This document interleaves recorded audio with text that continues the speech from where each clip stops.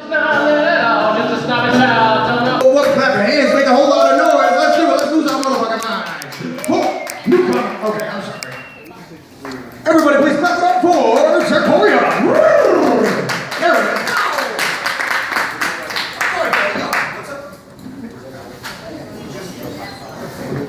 Okay. Hi guys, I'm very excited to be here. First time. So a little background on this piece before I start. This piece is written from both a first and a third person perspective. This piece starts off, this piece has 3 individuals that are very important, very impactful in my life, and then I write a note from my perspective about these individuals. So, this is not a happy poem, by the way. Oh, good. Creative writing prompt number 3. Write a poem about something that happened to someone you know. Write about it as if it happened to you. See, every day it is the same. This skin is a trap. It's a sick joke that I know the punchline to all too well. These joints cracking and grinding.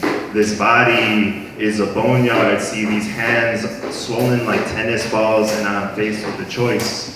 I can go back to bed and sleep and sleep and sleep until sleep makes me sick to my stomach, or I can take my medication and try to carry on with this day. But some days I don't want to even get out of bed. No, wait, that's not true. See, every day I want to get out of bed, but some days I can't, and it's fucking killing me. See, arthritis is the thief that stole my life from me. And I think of what and how things used to be and how they could have been. I make the conscious decision not to take these pharmaceuticals, these pain pills, the Vicodins and the oxycodone. See, I don't like the way that narcotics make me feel. It reminds me too much of when I was homeless. When I was forced to deal meth, I had to live out of a storage unit, so I went green and self-medicating with the best herb that I know in my family. I love them. But I don't know how to tell them that. See, it's this chronic pain, every joint in my body swelling and pulsing with every heartbeat. My central nervous system is screaming.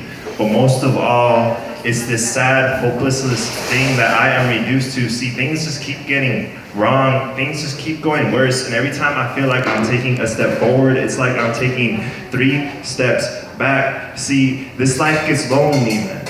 So fucking lonely, and some days I wonder if it's worth continuing it at all. And I think I ran my little brother out of this house, and he was the one good thing I ever helped build. And see, this is me on my darkest days when I want to get out of bed so fucking bad, but I can't. My body just can't, and it is killing me. See, this is a note about my brother. My older brother raised me as a son. See, the 18-year age difference between us was perfect. And we definitely have our differences, but I love that man. He is why I am who I am today, and his walk in this life is my inspiration. He is why I want to be a doctor. He is why I seek to build with my words and actions and uplift those around me. But for a long time, I didn't understand. Mom, why is this house broken? Why are there holes in the walls? Mom, why are we yelling? Mom, why are you crying? Why am I crying? Mom, why are the cops here?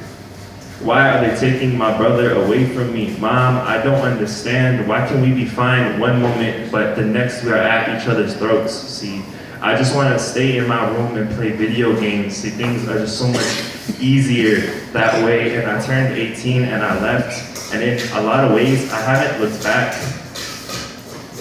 Every day is the same.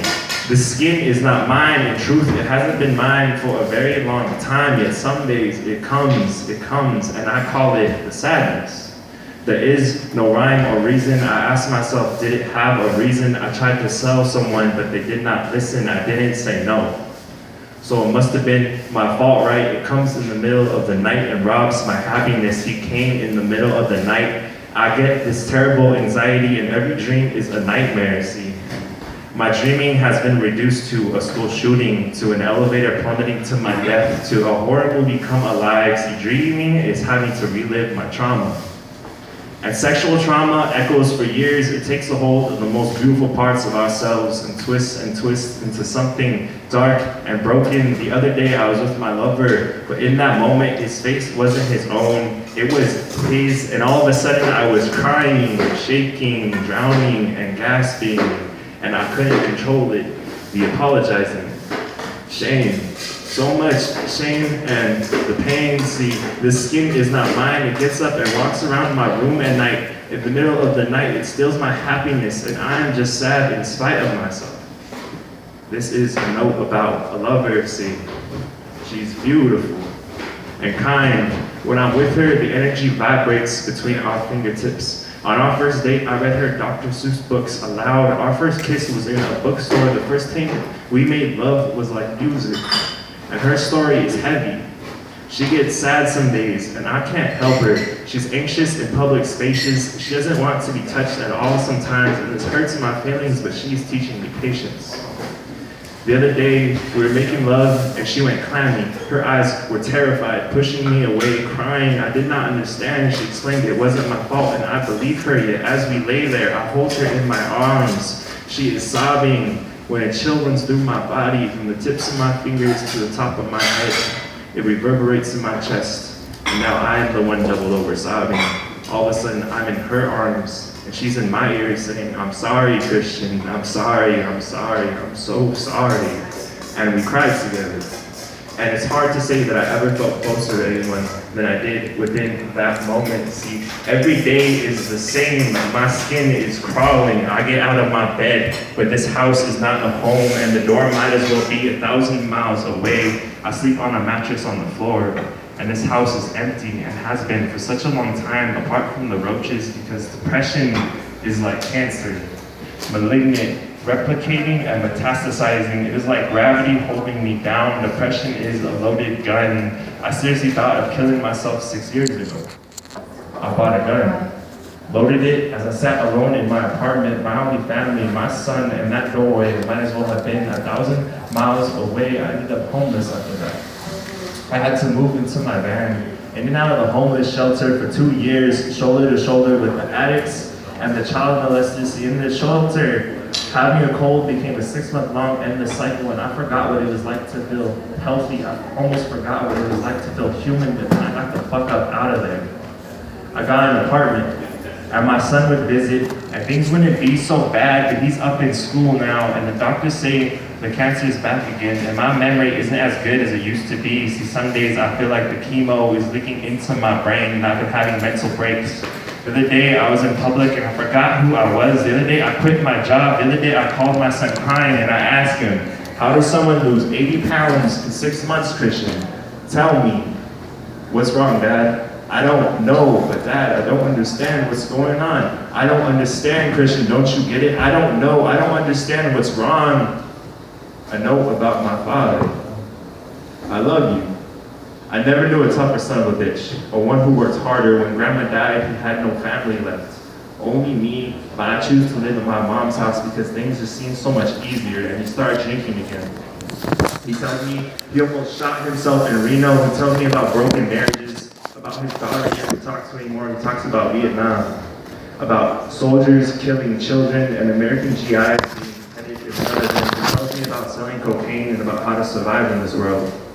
He teaches me how to be a man, to look you in the eyes when I shake your hand, that my word is my bond and that you never hit a woman. You know my father's paralyzed from the knees down. He has non-violent bipolar, post-traumatic stress disorder, and untreated addiction to alcohol. But all he really wants in this life is to be loved unconditionally, but most days I can't even give him that. So, the other day he tried calling. I was in the library, I was busy, I texted him, I told him I'd call him back later. I didn't think anything of it, but then he called me back later and he was crying. This wild crying, like an animal backs up into a corner, and he didn't know what was wrong. And I'm telling Dad, what's wrong? And he just can only say, I don't know. And I just want my grandchildren to know their grandfather one day. To know the man, the side that raised me. The side that loves me on my worst days unconditionally, and I'm not ready to bury my father. Yeah.